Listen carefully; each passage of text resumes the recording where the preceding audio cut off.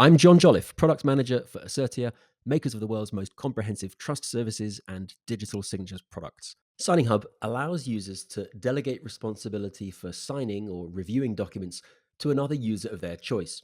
With delegated signing, you can appoint another user to sign on your behalf, for instance, during a holiday absence. Select the user who will act as your delegate, apply a start and end date for the delegation period, and submit. Documents sent to a user with delegation turned on will automatically arrive in the inbox of the delegate, who can clearly see that they're acting as the delegate for the other signer.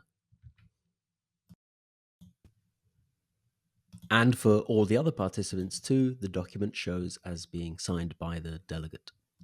With delegated review, you can appoint someone to review documents on your behalf and decide if they should proceed to you for signature or not. This ensures that key users are only asked to sign documents once they've been checked. Here we have another document directed to our main signer, which has arrived in the inbox of our delegate reviewer, who has the option to decline or approve the document. If they approve, they're prompted to add a message to their main signer. For the delegate reviewer, that workflow is now shown as approved and it can proceed to the main signer.